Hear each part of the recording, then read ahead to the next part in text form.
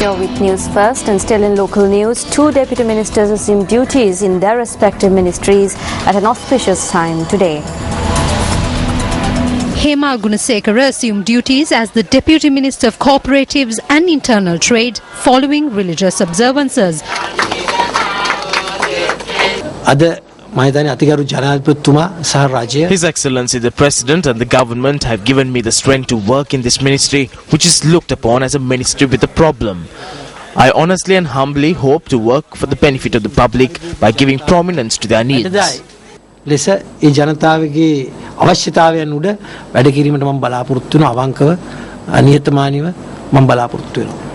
Meanwhile, Rear Admiral Dr. Sarath Weerasekara assumed duties as the Deputy Minister of Labour and Labour Relations.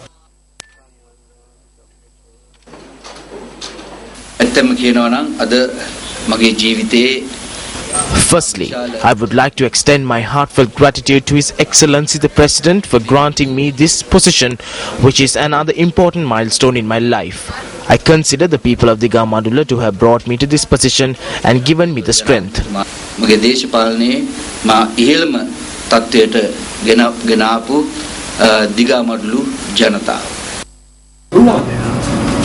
British High Commissioner to Sri Lanka John Rankin says that Britain wants Sri Lanka to make concrete progress in investigating alleged war crimes and human rights violations.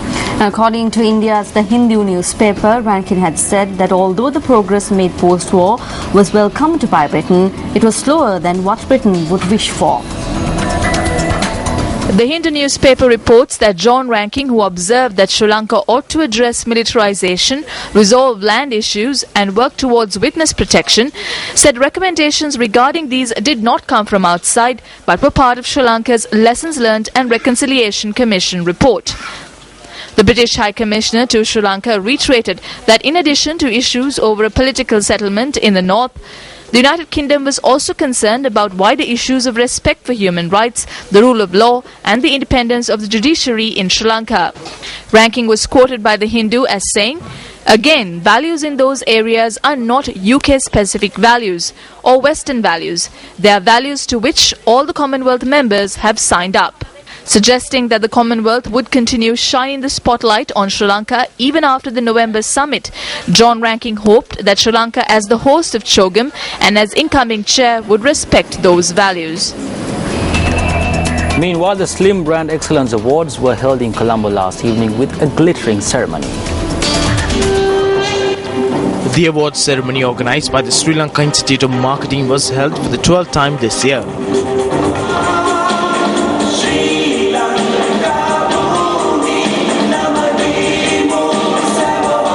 The award for the best new entrant of the year was won by Mau Women newspaper. This is the first time in the 12-year history of the awards that a newspaper has won a Brand Excellence Award.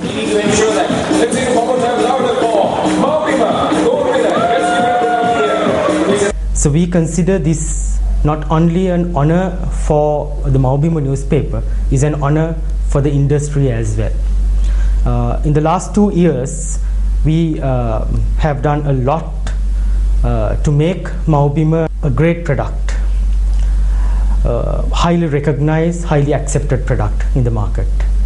So this is a recognition for all the effort our team has put forward. So we are geared and we are motivated with this award to achieve better things in future. Spellmaster, an educational program telecast on Sirasa TV, won the Bronze Award for the CSR Brand of the Year. The Congress of Religions held a meeting in Colombo today with the participation of religious leaders. Among those who were present for the meeting was Venerable Kottagoda Dhammavasa Thera and Archbishop His Eminence Malcolm Cardinal Ranjit rather. The proposed establishment of casinos came under discussion.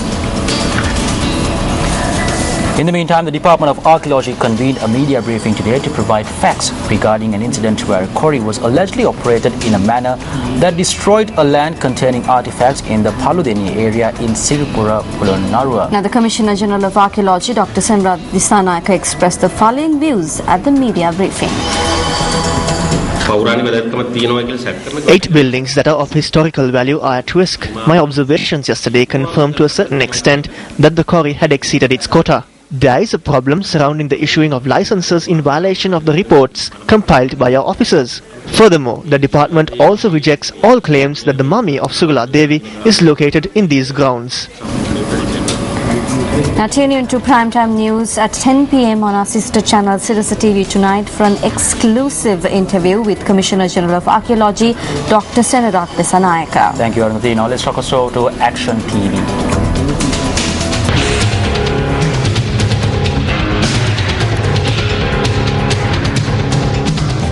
Bangadeniya, an office train which operates between Puttalam and Mount Lavinia, transports over 2,000 commuters daily on working days. The final destination of this train, which commences its journey from Puttalam at 4:45 every morning, is Mount Lavinia. For the benefit of the commuters, the station master of the Madampe railway station had recorded that the train reaches Madampe at 6:07 in the morning. Last Thursday, when News First visited the Madampe railway station, the Bangadeniya train arrived at the station at 6:17 and not at 6:07 in the morning.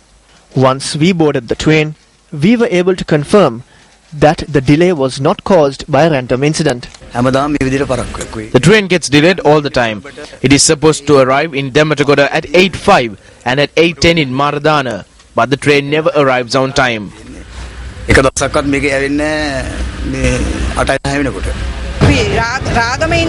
Travelling from Maradana to Dematagoda takes the same time as travelling from Ragama to Dematagoda. We always get to work late, and by that time the rest of my colleagues have started their work. It is around 12:30 when we reach home at night. According to these revelations made by the commuters, the time of delay during both turns of the Bangadeniya train is close to an hour. Since almost 2,000 commuters use this train to reach their workplaces, the number of man-hours wasted by this delay is almost 2,000 hours. The Department of Railways has undoubtedly fallen into the state of a demon eating up public funds, and the Treasury continues to make attempts to cast off the demons based on the fact that transportation is not a business but a public service. Does the Department of Railways have the right to waste the precious time of its commuters, let alone waste public funds? General Manager of Railways, this is over to you.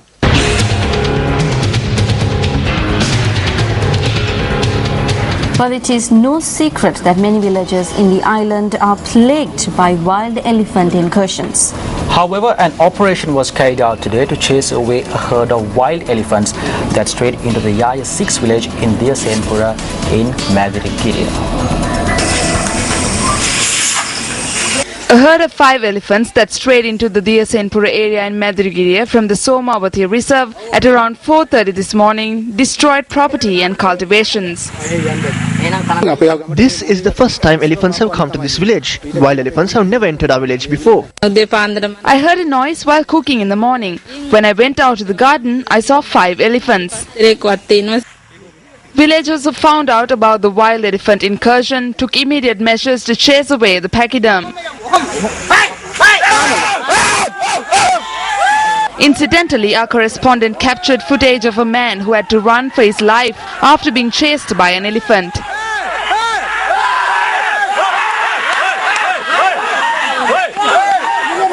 The man managed to escape with a few injuries.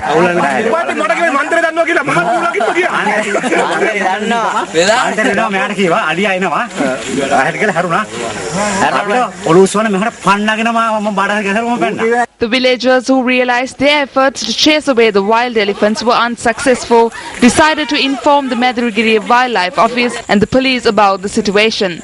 However, the wildlife officers were only successful in chasing away 1 elephant by this evening.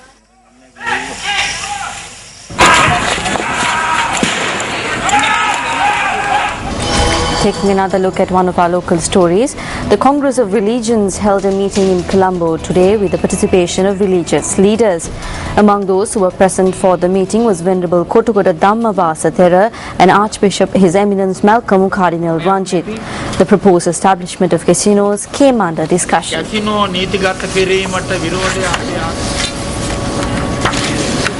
A Unity camp for children organized for the 5th time by the Unity Mission Trust commenced at 5 p.m. today at the Kilinochi Central College.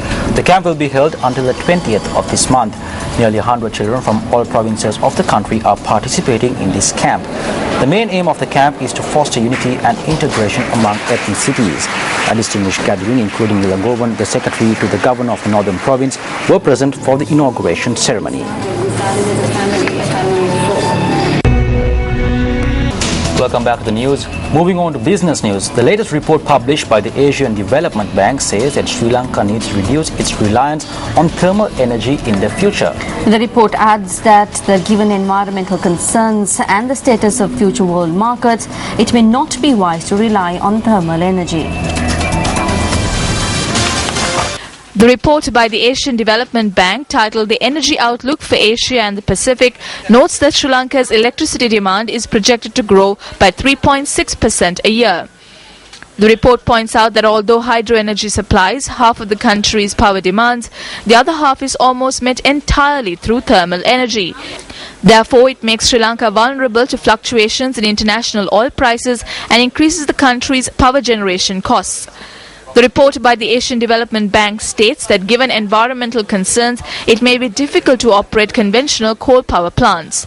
It emphasizes that Sri Lanka must utilize hydro energy for power generation while increasing the role of renewable energy in the country's total power generation mix. Moving on to sport, it's cricket news. Captain of the Sri Lanka cricket development team, Lahiru Thirimana, says that the main reason for his team's loss in the 4-day match against Sri Lanka A was a failure in the batting division. The match played at SSC grounds in Colombo was won by Sri Lanka by 7 wickets. Batting first, Sri Lanka development team posted 265 runs, while in reply Sri Lanka A posted 449 runs. The Sri Lanka development team scored 276 runs in their second innings, setting a target of 93 runs for Sri Lankan A. Sri Lanka A reached the target in 20 overs, losing 3 wickets. I feel that we did not get enough runs on the board, and as batsmen, we did not perform well. We have finished this match on a high, but we have one more game to play. I think this was a very good match for us. Well, before we wrap up, here's a look at tomorrow's weather forecast in major towns and cities across the island. Well, thank you very much for joining us. I'm Arundhati Mudanayaka. And I'm Shah Pati. Good night and take care.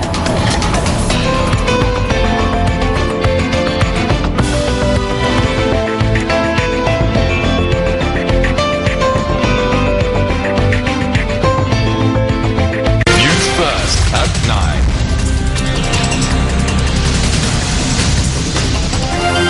Hotline 0114-896-896 www.newsfirst.lk. Feedback at newsfirst.lk.